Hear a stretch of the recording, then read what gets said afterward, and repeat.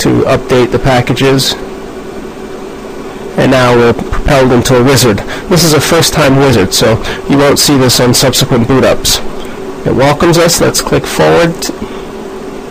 We need to agree to the license agreement, otherwise we'll be unable to use the operating system. Whether or not a firewall is enabled, it's enabled by default and it permits SSH connectivity. Initially, I like to start off with disabled and then manually disable the ports that are not necessary or enable ports that are necessary.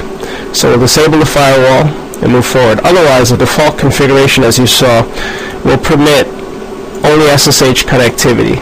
You can turn on other connectivity such as FTP mail, etc. However, the default is to enable SSH. So let's disable the firewall for now. We do look at IP tables in the security section.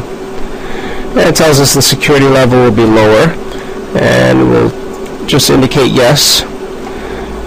What SE Linux policy you'd like. Enforcing is set to the default or as the default. Permissive and disabled are other options.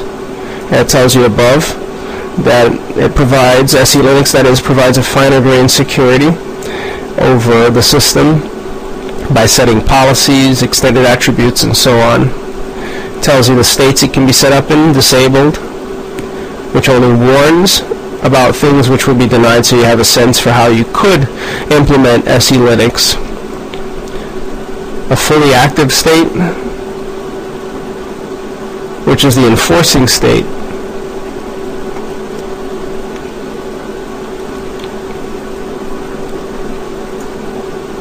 Let's go ahead and just leave it on disabled for now.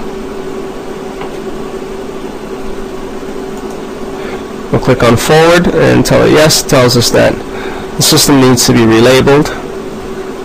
And there's a crashing dump utility which allows us to capture items that have been dumped by the OS if the system crashes, in particular by the kernel. It tells us kdump will capture that information, and it can be used to determine why your system crashed. For mission-critical applications that can afford little to no downtime, it's a good idea to enable the kdump facility. Just go ahead and turn it on, enable kdump.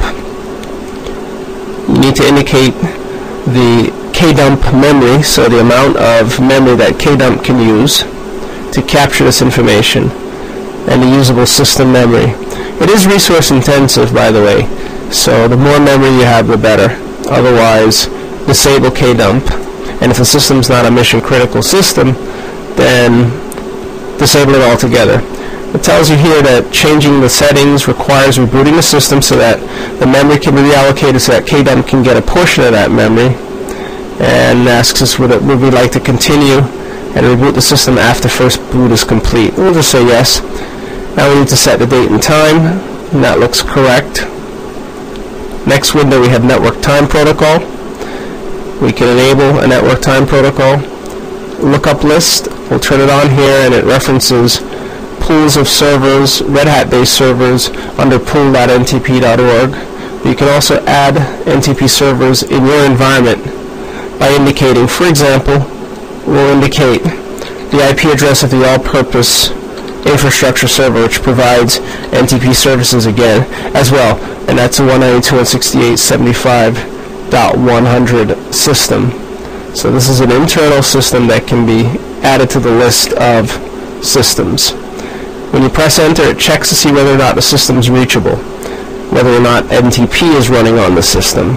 If it doesn't find it, it will come back momentarily and tell you that there has been a problem finding it. Now that can be for one or more reasons, including, but not limited to, an inability to connect to the network. So we'll just go ahead and tell it yes anyway to keep it there, because we know the server is an NTP server, and we'll resolve the network connectivity issues later.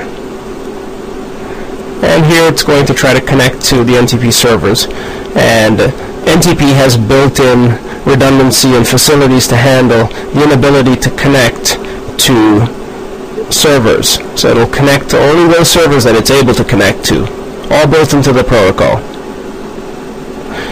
Here we can register the system. We'll tell it no, not at this time. Again, doesn't suit our intents and purposes at this particular time.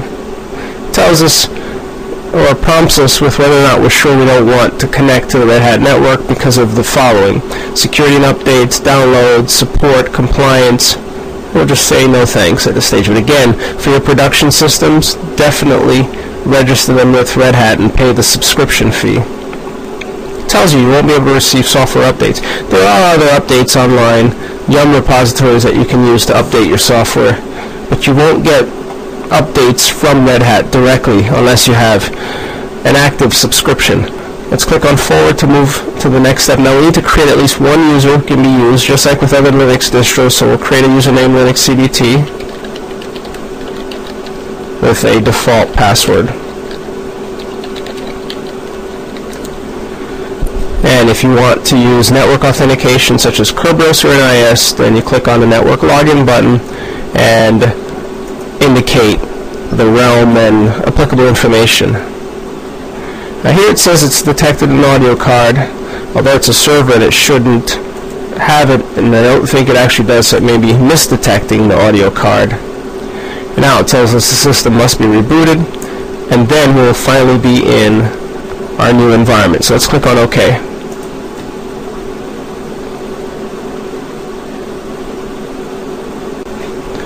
Now we're rebooting again. So the backplane and server detection process will continue as usual.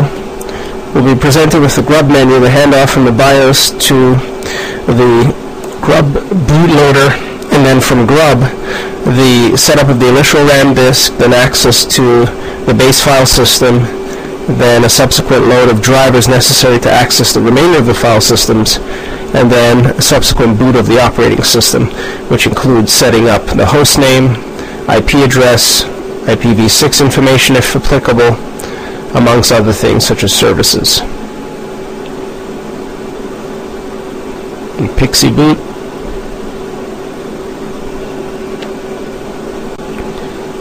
And we're booting again after the main menu. UDEV, Universal Devices, is starting.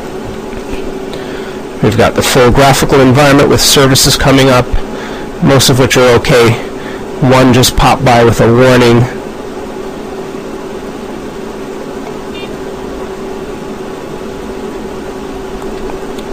And now we're up in full graphical mode. This is the interface which allows us to log in and make use of the system. Again, there are multiple consoles available, Control-Alt F1 through 6, and this is Control-Alt F7. So if we log in as the user, Linux CBT, the non-privileged user that is, we'll be able to access the system. In addition, we should also note that there are options below such as languages. You can change the language that's used to access this interface. Many languages are supported. We'll cancel. Session information. You can log into different desktop types if they're available. Or if for some reason GNOME doesn't start, a failsafe terminal, or just use the last session if GNOME or your desktop did start. You may restart the system by clicking on Restart. And since we're at the console, it doesn't prompt us. We also shut down the system by clicking on Shutdown. In both cases, you have to, of course, confirm. So let's log in. And now we're being propelled into a full Red Hat Enterprise desktop. In this case, server, but it's a desktop that's useful. So we can interact, open a terminal, look at the layout of the file system using df-h, and as you can see, our disk was configured into a logical volume presented by devmapper volume group 0, logical volume 0. 98 gigs were provisioned, 2.5 are used, or were used in this installation, 91's available. So the default file system layout creates one large root file system, a small, in this case, 100 megabyte boot file system to store the kernel and other boot related items, as well as a swap partition, which we can reference using the swap command, but we'll look at later on. So we're up and running, and this is a full-fledged system. Let's check its IP configuration using sbin IP, or ifconfig that is. It is set to 195. We can try to communicate sending 3 packets out to perhaps the default gateway located at 1. and in this case it doesn't respond. So chances are either the wrong interface is plugged into the wire, or the interface is plugged into the wrong VLAN, which we'll sort out later on. So we've installed using the CDs 1 of 5, or the CDs 1 through 5 using 1 through 3. We're up and running. We're going to look at other installation methods momentarily.